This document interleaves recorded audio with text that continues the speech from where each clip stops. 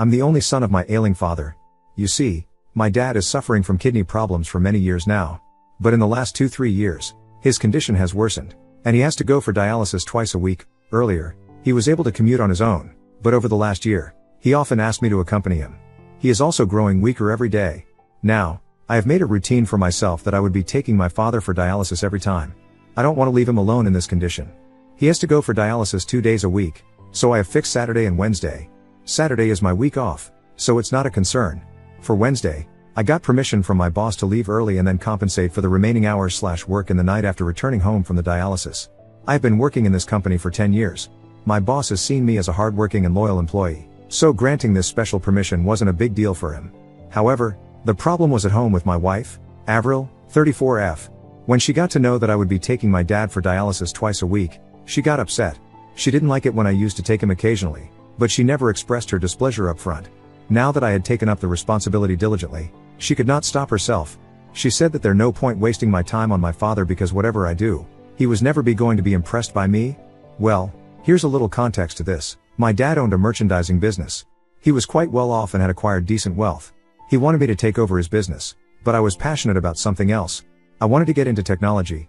I was enthusiastic about coding and creating software, so after school, when Dad wanted me to take up some business or management courses, I took up a software degree. He was still fine with that until I was willing to join his company. However, after completing my graduation, I started working for a renowned tech firm. Dad wasn't happy that instead of taking forward his legacy, I was working for someone else. He kept asking me to join his business, and I kept stalling it. After my marriage, Dad asked me the final time if I wanted to join, and I said no. Dad got furious and said he would give all his wealth to the charity, and I wouldn't get a penny. I still didn't budge from my decision. You see, I was earning well even at that age. I bought a car and my own house at the age of 29. I was pretty confident that I would be able to lead a decent life even without his wealth. I told him that I didn't need his money and could build wealth on my own. Our relationship soured after that point. 5 years back, Mom passed away due to cardiac arrest. It was devastating for Dad. You see, I moved out of the house at 17 for my college. Then, I got a job, and I started living on my own. The only companion Dad had was Mom, and losing her was the most devastating thing for him. That's when our bond rejuvenated. I started visiting him often and used to take my kids to play with him. Eventually, he stepped down from his company and gave it to a trust to run. My wife, Avril, was never close to my parents. Until my mother was here, Avril used to avoid visiting my parents, saying that my mother was too nosy in our lives and they didn't get along with each other. When my father announced that he would remove me from his will, Avril started openly criticizing my parents for being mean and evil. I insisted she stay away from my relationship with my parents, but she always stepped in and said it was something that was going to affect our future, especially our children's. I assured her that ours and our children's future are secure irrespective of Dad's wealth, but she was not willing to understand that. Now, coming to the current situation, Avril created a fuss when she got to know that I would be accompanying Dad for dialysis twice a week. Initially, I tried to make her understand that Dad had no one but me. He has lost his parents long back. Though he has an elder brother, he lives in the other end of the city and rarely visits Dad. Dad has become very lonely after Mom's demise, and in this condition, I cannot abandon him.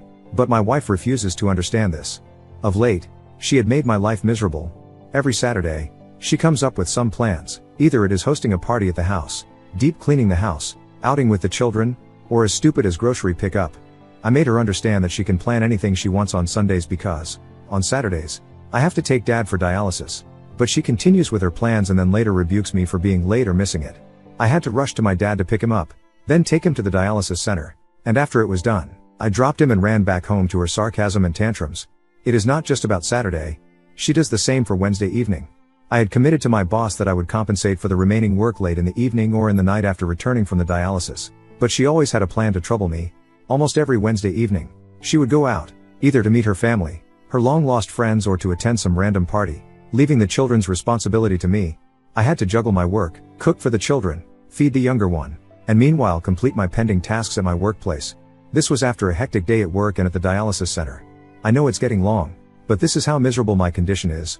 Many times, my dad suggested that I let him go to the center with the nurse because he sees me always in a hurry and tense, looking at my watch.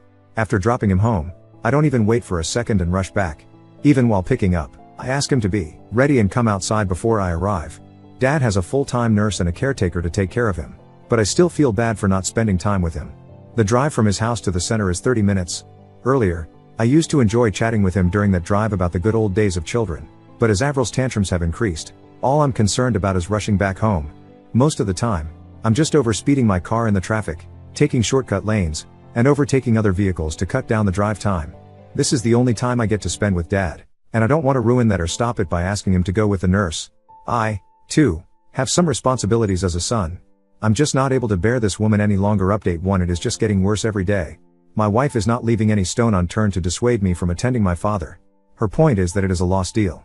Dad had already removed me from his will and had given his wealth to charity, so there was no point wasting time and energy on him. I fail to understand her. Do we do everything just for profit and loss? What if someone's parents don't have any wealth or are poor? Do their children abandon them because they have nothing to offer? After listening to her tantrums for so many months, I finally told her that she was not going to inherit anything from her parents, so why does she visit them every now and then? Oh my God, she lost her SHT at this and said, "My parents did a lot more than your greedy father. They supported me in everything. They are not like your father, who disowned you for not joining his business. My father would have never done that to me. So don't you dare compare my parents to yours." It was not just once. This type of argument is becoming a norm at my house almost every Wednesday and Saturday after I return from dialysis. Just that it is getting severe and ugly at every instance. Earlier, she used to fight with me alone. Now, I see her yelling and shouting at me in front of the children. Not only this, I have heard her bad-mouthing my dad in front of my children and manipulating them against me and my dad. I heard it and intervened, which again led to an ugly fight between us. Avril's fight has become a routine for me. On the days when she doesn't fight, I feel something is missing, only she becomes more aggressive the next day. I have almost given up on her. Now, I don't yell back and answer her, I just ignore her as if she doesn't exist for me. What else should I do? I cannot abandon my father just to please her. I don't care if he has kicked me out of his will. He did so because of my own decision. I refused to join his company. He was forced to give his hard-earned business to the trust. It must have been so disheartening for him. That company was a baby to my dad, and he had to donate it to someone else. He had all the right to disown me because I had hurt him. I sometimes feel that karma is biting me back because I had hurt my dad. On the other hand, Dad is becoming weaker. He is barely able to walk on his own. He needs support to step him down to the car. To save time, I used to ask him to come outside and drop him outside the house. But now, I don't care about being late. I go inside to carefully walk him to the car and then drop him to his bed until he settles down peacefully. He is also having shortness of breath, so I make sure to walk him as slowly as he wants. Also, while driving, I drive carefully so as not to overspeed and increase his heart rate. I don't care about going late to my house because rushing to the house was also not helping. If I anyway have to deal with that evil woman, why not at least keep Dad happy? My casual attitude has worsened the situation, and yesterday, Avril said that I need to choose one of them, either my dad or her. I tried to make her understand that Dad was not going to be with us forever, seeing his condition. It didn't look like he was going to make it long. She came back with a curt reply, "In that case, you need to make your choice carefully. Someone who is going to be with you forever or someone who is going to die soon." This was so insensitive. I told her, "You know what? I'd better choose my dad than choose you, who is so evil and selfish to a dying man." She packed her bags and left. I didn't even stop her. She needed some time to cool off, and I also needed some space from her. In her absence, I'm taking care of the house, my children, Dad, and my work, yet I feel so relieved, so relaxed. Her absence is actually soothing to me. The day before yesterday, she sent me a divorce paper. I was somewhere expecting it but didn't anticipate it to be coming so soon. I was shocked, but deep down, I was happy and relieved. I didn't call her, just signed the papers and sent her back. Surprisingly, she didn't ask for the custody of the children. That was the only clause I was worried about, but she clearly didn't want them. When she received the paper, she called me back, yelling that how could I just sign it without calling her and pleading with her. Funny, right? Her mom snatched the phone and shouted that I should have acted like a man and tried to pacify his wife back into the marriage instead of just signing the papers. It was so funny. Why would I do that? She wanted a divorce, and I complied. I was like, it was good for me. I got rid of her without a fuss. I also taunted her that she even abandoned her children and didn't want them. She said I could have all my assets, including my 2 children. She didn't want any of it. Her mother said Avril was still very young, and she didn't want the baggage of children on her shoulders.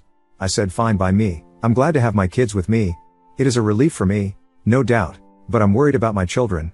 They miss their mom, mostly the younger one when I'm at the office. It is difficult for me to manage all the responsibility alone, but I hope I'll be able to sail through this. Update 2. It's going to be a shorter update. So, I shifted to Dad's house along with my children. It is a great move, I must say, thanks to everyone for the lovely suggestion. It worked out. Moving with Dad was good for all of us. Dad got the company of my children, and they got their grandpa to play with. Dad had a full-time caregiver who was ready to take care of my children on a raise. Why not? Someone to take care of my children under my dad's supervision, the best deal, right? It is such a happy feeling to see dad playing and laughing with my children and them enjoying themselves with their grandpa. Avril didn't think this to be coming. She wanted to make my life miserable by divorcing me. She thought I would not be able to juggle all the responsibilities together, taking care of the children, my dad, house, and work. But you see, all is set perfectly. I'm definitely having the last laugh. The divorce was the best thing ever, lol. Update 3. It's a sad news. Dad passed away last week in his sleep. He went to bed, happy and content after playing with my children, and never woke up again. The doctor said he died peacefully. The doctor, his nurse, and even his caregiver said dad was happy after I moved in with him, and it actually increased his lifespan to these many months. He was already on the verge of giving up before I moved in. It is very sad to lose your only parent, but I'm glad that he got to spend the last few months of his life happily. My children are also very sad to lose him, but dad has imparted good values to them. They say that grandpa used to teach them to accept reality and move on. Life never stops for anyone. I feel so proud to hear such good things from them. They are indeed my strength in this moment of despair. But there is one more shocking news that came after dad's demise. Dad's lawyer reached out to me, asking me to come over to his office to reveal dad's will. I said it wasn't required. Dad had already told me that he had given all his wealth to the trust, so I'm fine with that, and he can proceed with the paperwork to transfer everything to them. I asked him if I needed to vacate dad's house because I was guessing that also was given to the charity trust. He laughed at me and asked me to just come over. When I went there, I found the trust members were already present. The lawyer had called them as well. When the lawyer started reading the will, I was in tears.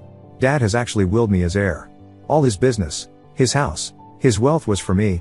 I asked the lawyer if this change was made recently. I thought he made this change after I started taking care of him. The lawyer smiled and said, I was always his heir, and the will was never altered. I was inconsolably crying that my dad never abandoned me. Maybe he threatened to disown me so that I could take forward his business and his legacy. I was still crying when dad's attorney pacified me. I said it kills me from inside that I hurt my dad all his life, but he always cared for me. The lawyer said that dad was actually very proud that I didn't give up on my passion under his pressure and that I was happy to lose my generational wealth to pursue my passion. Dad was very proud of me. The lawyer said that I'm the decision maker of the business, and if I want, I can take the company back from the trust and run it myself. I'm thinking of doing that. I did whatever I wanted to do. Dad indirectly supported me. Now, it was my time to pay him back.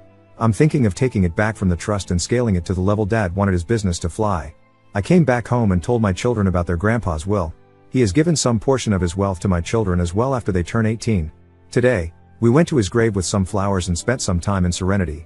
It is a very emotional phase for me. Update 4. You know, the ants came back running on seeing the sugar candy. A month later, to dad's demise, I started taking over his business and other community service work. First of all, I quit my job and took over the business. Then I rented my house because my children and I decided to live at my parents' house. They feel connected to their grandpa in this house. This house has my childhood memories, so I also don't want to leave it. With this news that I had inherited my father's $1 million wealth, I got many visitors at my house, long-lost relatives, friends, and neighbors, but the most surprising visitor was my ex-wife, Avril, and her parents. They entered the house sobbing that they didn't know about my father's demise, or else they would have attended the funeral. Her parents went on to say all good things about my dad. Avril hugged the children and cried about how much she missed them.